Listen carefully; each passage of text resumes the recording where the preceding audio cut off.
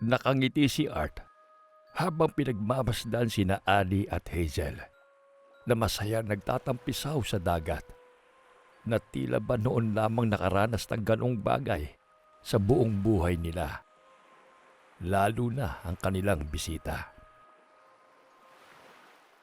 Nakapagtatakang nahikayat ng dalaga si Annie na lumusong sa tubig, samantalang sa tagal nila sa Maynila, ni minsan ay hindi nila ito nakumbinsing sumama sa kanila ni Odin na mag-swimming.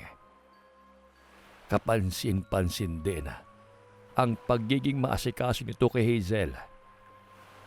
Araw-araw ay nagluluto ang babae ng masasarap na putahe na gustong-gusto naman ng kanilang bisita. Tila ba hindi man lang napapagod si Annie sa pag-aasikaso sa dalaga. Hindi kayang may kakayahan siyang manghipnotismo? Marahang ipinilig ni Art ang ulo dahil sa naisip. Nakatitiyak siyang hindi katulad si Hazel ng malupit nitong ina. Habang tinititigan niya ang dalaga mula sa malayo, ay nagbalik sa kanyang gunita ang mga naganap 1 linggo nang nakararaan. Nagpasa siyang muling bumalik sa pusod ng gubat. Nagbaka sakaling naroon pa ang kubo ng aswang. Balak niyang iligtas ang hindi malimutang dalagita na palaging gumugulo sa isipan niya at palaging laman ng kanyang mga panaginip. Ngunit sa hindi inaasahang pagkakataon, sa bukana pa lamang ng gubat, ay may natagpuan siyang isang walang malay tao na dalaga. Hindi na nag-aksaya pa ng panahon si Art. Agad niyang dinaluhan ang dalaga at nang hindi pa rin ito magising, binuhat niya ito at iniuwi sa kanilang ancestral house.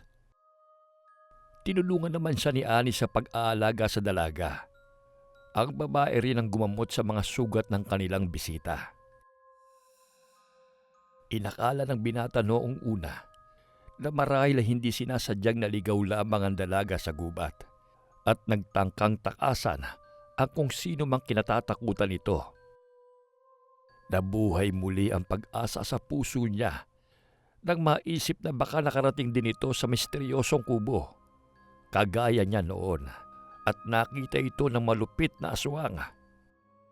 Kung ganun nga ang nangyari, nangangahulugan lamang na naroon pa nga sa pusod ng gubat ang kanyang hinahanap.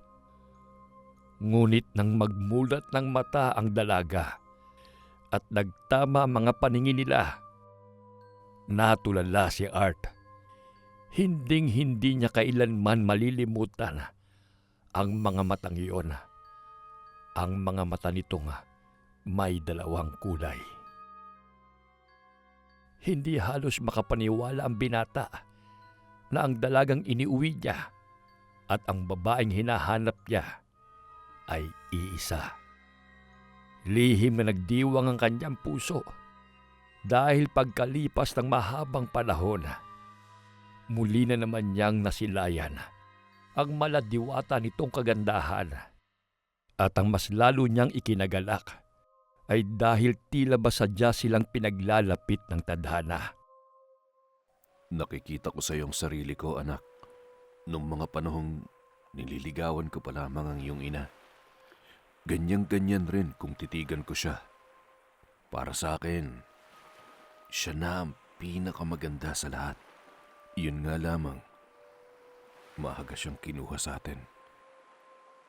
Nagulat si Art nang biglang magsalita ang ama na hindi niya namalayang nakalapit na pala sa kanya sa sobrang lalim ng iniisip niya. Pero may maganda namang naging kapalit ang iyong mama, si Annie. Napansin kong Kakaibang sigla niya mula nang dumating si Hazel sa bahay. Napansin mo rin pala yun, Papa. Kung hindi ko nga lang alam ang totoong pagkatao ni Hazel, iisipin ko mag-ina sila eh. Napakalaki ng pagkakahawig nila, Papa. Pati sa boses at kilos. Mga mata lamang ang tanging magkaiba sa kanilang dalawa. Biglang sumeryoso si Odin pagkarinig sa mga tinuran ng anak at tila ba napaisip ng malalim. Pagkatapos ay matiim na pinagmasdan nito sina Annie at Hazel na tila ba hindi pa rin kapwa nakakaramdam ng kapaguran. Maging ang mainit na taba ng araw sa kanilang mga balat ay tila ba hindi rin alintana ng dalawang babae. Ang totoo, Art, napansin ko rin agad ang malaki nilang pagkakahawig nung unang beses ko palang makita si Hazel. At malakas ang kutob kong may dahilan kung bakit nag-cross ang mga landas ninyong dalawa. Anong ibig mo sabihin, Papa?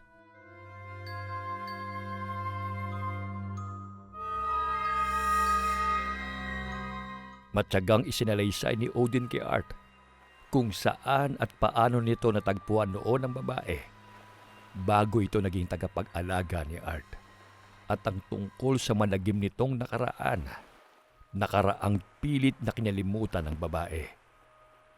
Ngunit tila ba multong patuloy itong sinusundan saan man ito magtungo. Kaya pumayag si Annie na bumalik tayo ng Sibale ay para balikan at hanapin ang nawawala niyang anak. At sa tingin ko, Art, iisang tao lamang ang hinahanap ninyong dalawa. Pero imposible yun, Papa. Dahil si Hazel, kilala ko ang kanyang ina. Si Hazel ay anak ng isang aswang. Aswang? Hindi na nakasagot pa ang dalawa dahil muntik nang bumagsak sa buhangin si Annie.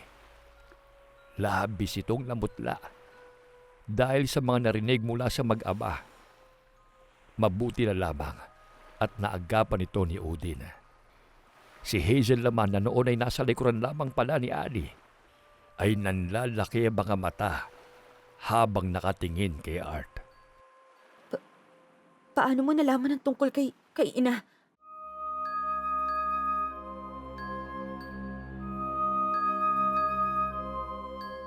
Habang seryoso nag-uusap sa kusina sina Art at Hazel, alalang-alala naman si Odin.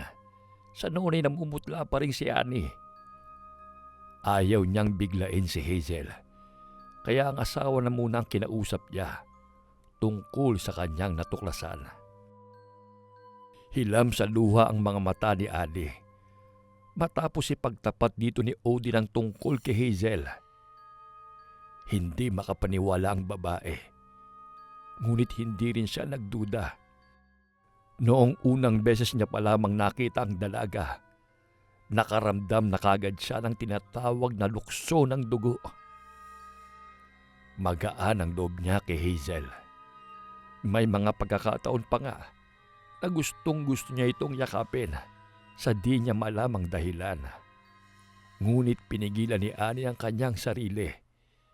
Nag-alala siyang baka matakot bigla si Hazel kapag ginawa niya ang bagay na yon. Napakalit ng mundo, Odin. Hindi pa rin ako makapaniwalang abot kamay ko lang ang aking anak. Ang tagal ko nang ulila sa kanya. At mahal na mahal ko siya. Kahit siya pang dahilan ng malagim naming sinapit ng kanyang ama sa kamay na aswang na si Ursula.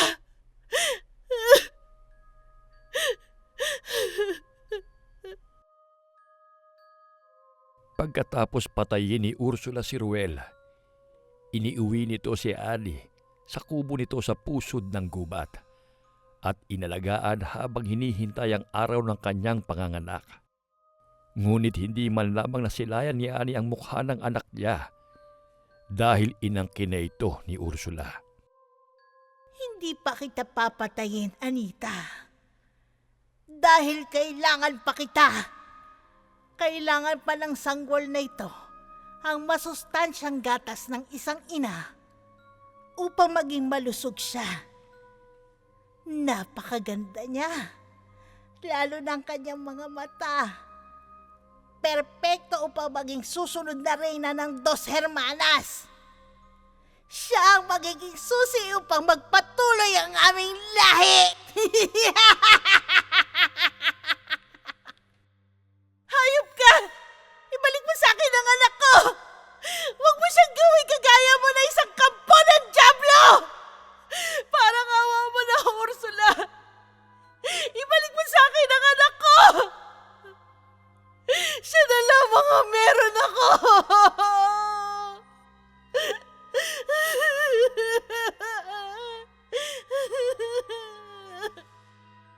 Ngunit kahit anong galit, pagmamakaawa at sigaw pa ni Anita, ay baliwala lamang lahat yun sa aswang na si Ursula. Patuloy lamang ito sa malakas na paghalakhak na tila ba nababaliw.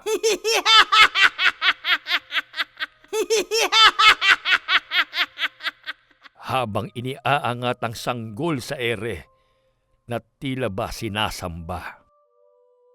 Inalagaan pa rin ito at pinakain si Anita.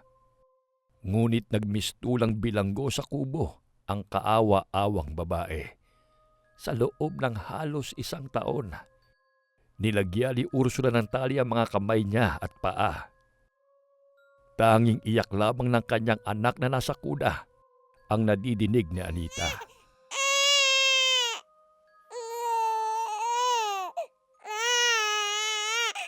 Hindi siya binigyan ng pagkakataon ni Ursula na masilayan ang mukha ng anak niya o kahit makarga yun, kahit 1 beses man lamang. Nagpapatulo ang aswang ng gatas mula sa kanya at iniipon yon sa 1 bote. Sa ganoong paraan ito pinadedede ang sanggol. Halos takasan ng katinuan at pag-asa si Anita. Ngunit pinilit niya pa rin magpakatatag para sa anak niya. Hanggang sa sumapit ang araw na handa na siyang patayin ni Ursula. Tanggap na niya ang kanyang kapalaran. Ngunit sa isip ay tahimik na umuusal pa rin siya ng isang panalangin na kung sakaling hanggang doon na lamang talaga ang kanyang buhay, sana ay maligtas pa rin ang kanyang pinakamamahal na anak sa kamay ng mga aswang. Kinakalagan siya nito ng tali sa kabay nang biglang may naulinigan si Anita na tila ba malalaking ibon na bumagsak sa bakuran ng kubo. Dali-daling lumabas si Ursula at baya-baya pa ay may narinig siyang tila papalayong pagaspas ng mga pakpak. Nagtaka si Anita. Nang makalipas ang halos 2 oras, ay hindi pa rin bumabalik si Ursula sa loob ng bahay. Pinakinggan niyang mabuti ang paligid at nang matihak na wala roon ang aswang, kahit kinakabahan, ay kinalag niya ang pisi na nakatali sa kanyang mga paa. Hindi niya alintanang nadaramang pangamba na baka biglang sumulpot sa may pintuan si Ursula. Ang tanging mahalaga lamang kay Anita ng mga oras na yun ay ang makatakas silang mag-ina mula sa malaimpyernong lugar na kanilang kinaroroonan. Ngunit sa kanyang panggigilalas, wala sa kuna ang anak niya. Hinanap niya ito sa buong kabahayan, ngunit hindi niya ito matagpuan. Umiiyak na napalod sa sahig na kawayan si Anita sa labis na panlulubo.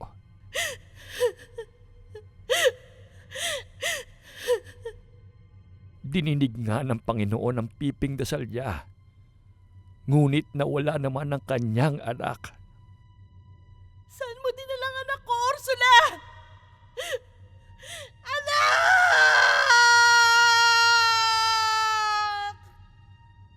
Makalipas ang mahabang sandali ng pagtangis, ay nagpasya si Anita na lisanin na lamang ang lugar kahit hindi kasama ang kanyang anak, habang wala pa si Ursula. Patawarin mo ako, anak. Pero kailangan ko iligtas ang sarili ko. Kailangan ko mabuhay para mailigtas kita mula sa kamay ng mga aswang. Pangako, babalikan kita, anak ko.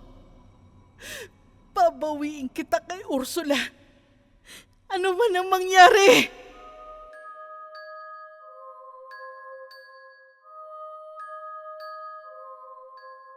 At yun din ang araw na natagpuan mo ko, Odin. Hindi ko rin alam kung paano ko kinayang marating ang bukana ng gubat. Kung saan pa ako humugot ng lakas. Kay tagal kong nasabik na makita siya. Sa wakas, Ibinalik na rin sa akin ng Panginoon ang anak ko. Makakasama ko na siya, Odin. Oo, Annie.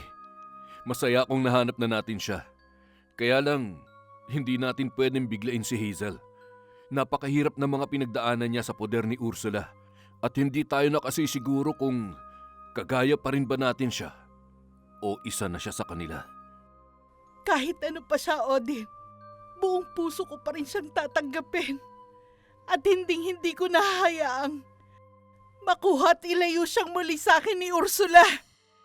Sigurado kong hinahanap na nila si Hazel, Annie. Kailangan na nating bumalik na Maynila sa lalong madaling panahon. Totoo po ba na kayo ang tunay kong ina? Kapwa natigilan sina Odin at Annie nang biglang lumapit sa kanila si Hazel. Sa likuran ng dalaga ay nakasunod naman si Art na seryosong-seryoso ang mukha. Sunod-sunod na tango ang tanging naisagot ni Annie sa dalaga at nang kapwa hindi na makapagpigil pa ang dalawa sa matinding emosyong nadarama ng mga sandaling iyon, ay halos sabay pa nilang sinugod ng yakap ang isa't isa at sabay na humagulgol ng iyak.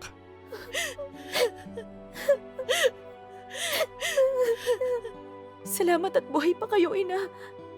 Ang sabi ni Alaric, patay na kayo ni Ama. Pinilit kong mabuhay para sa iyo, anak. Patawarin mo kami ng iyong ama.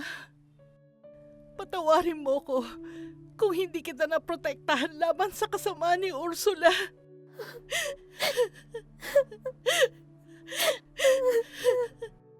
Matinding iyakan ang nasaksihan ng mag-amang Odin at Art.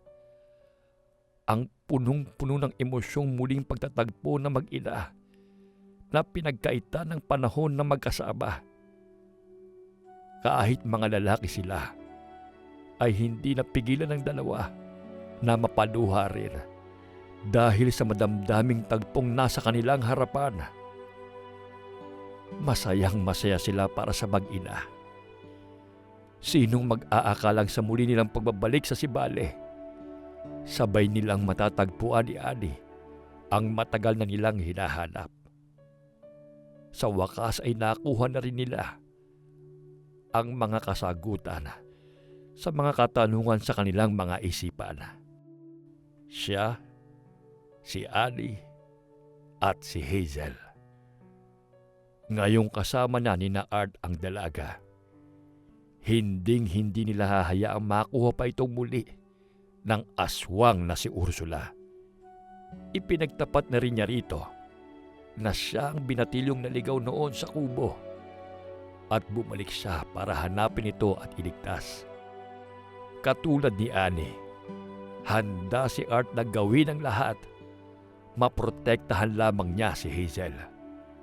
At aaminin niya na rin sa dalaga ang damdamin niya para rito pagbalik nila ng Maynila.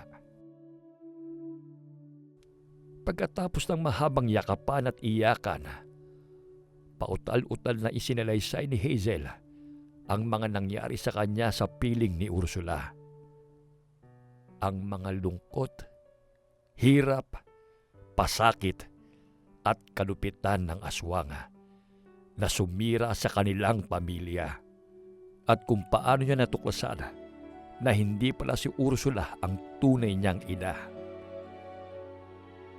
Awang-awa ang tatlo sa dalaga habang nagkukwento ito.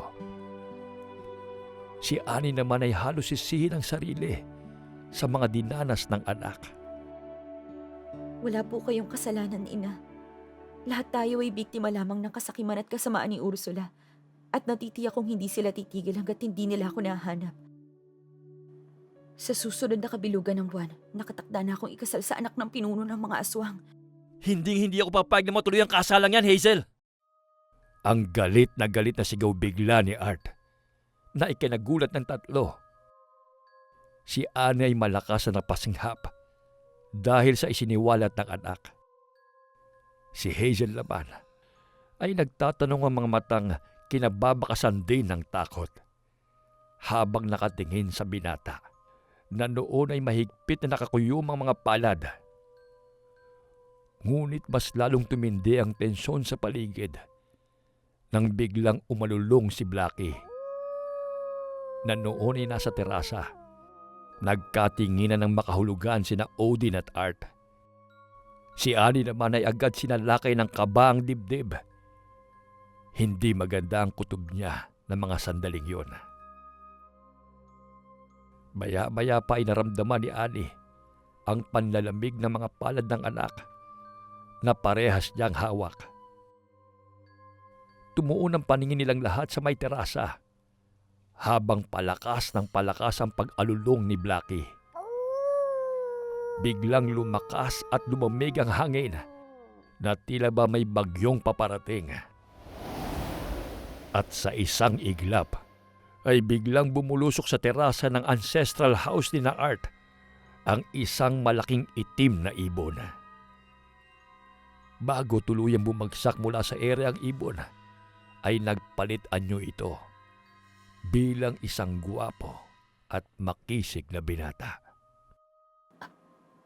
Alaric? Nasa terasa sina Hazel at Alaric, habang kapwa nakatingin sa maliwanag na kalangitan, sa mga hindi mabilang na bituin at mahiwagang buwan. Noong una ay ayaw pa sanang pumayag ni Art na mag-usap ng sarili na ng dalawa. Bukod sa wala itong tiwala kay Alaric, nanibughuri ng binata nang makita ang itsura ng nakatakdang pakasalan ni Hazel. Makisig ito at napakagwapong aswang. Ngunit sa huli, nang masiguro mag-isang nagtungo roon si Alaric, ay nakumbinsi rin ni na Odin at Annie si Art na hayaan na muna makapag-usap ang dalawa. Marahil ay naramdaman din ng mga ito na iba si Alaric kay Ursula at sa iba pa nitong mga kalahi. Bakit ka nagsinungaling sa akin, Alaric? Pinagkatiwalaan kita. Akala ko pa naman iba ka sa kanila. Patawarin mo sana ako, Hazel. Hindi ko sinasadyang linlangin ka. Maniwala ka. Wala akong masamang intensyon. Matalik na magkaibigan si Ursula at ang aking ama. Kaya hindi ko ipinagtapat sa iyo na siya ang totoong pumatay sa iyong ama. At iniibig kita.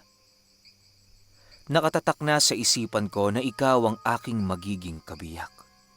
Ang magiging katuwang ko hanggang sa susunod pang mga henerasyon upang pamunuan ang lahi at ang Dos Hermanas.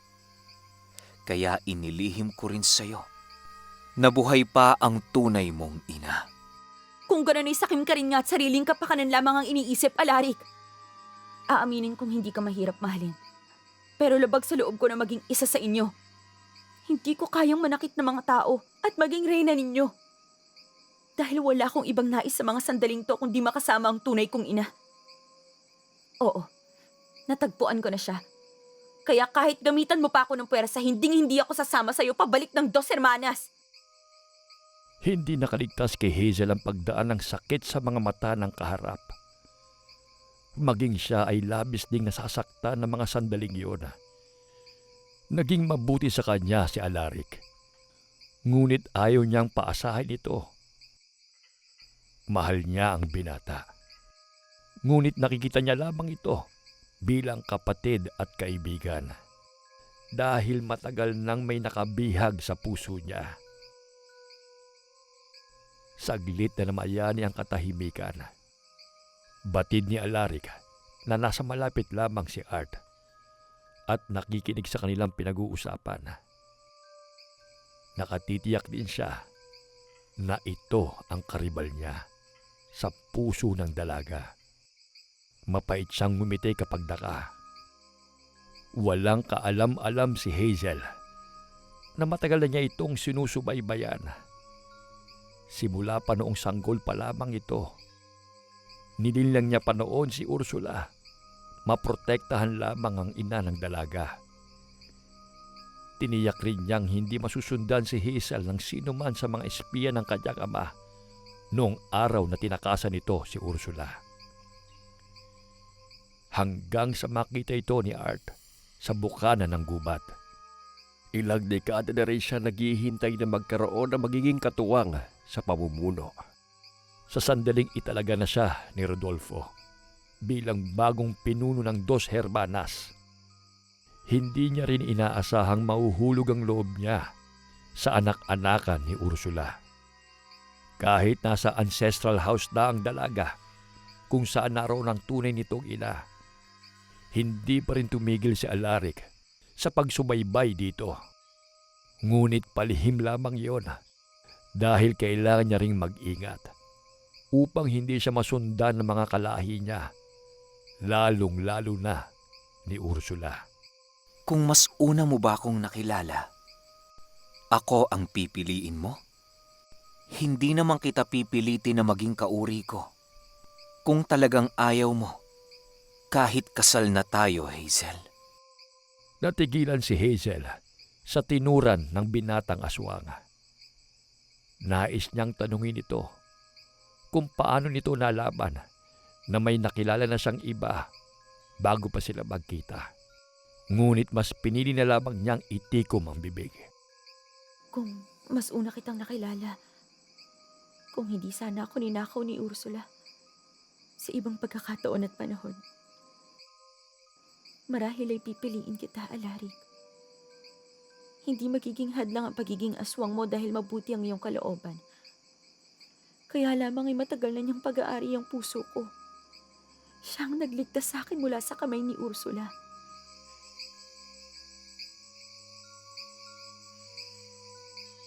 Isasama na nila ako pabalik ng Maynila at Hangad ko ang kaligayahang nararapat lamang na maranasan mo, Hazel. At makakaasa kang hinding-hindi ako magiging hadlang doon. Nais kong magpasalamat sa mga taon na naging masaya ko kahit mula sa malayo habang pinagmamasdan ka araw-araw. Lalo na kapag kinakausap mo ang mga bulaklak sa hardin ni Ursula. Nagdudulot yon ng kapayapaan at saya sa aking puso. Halos nasubaybayan ko ang paglaki mo, Hazel. Ikaw lamang ang nais kong maging kabiyak at wala ng iba. Sana'y naging mortal na lamang din ako kagaya ng binatang yan.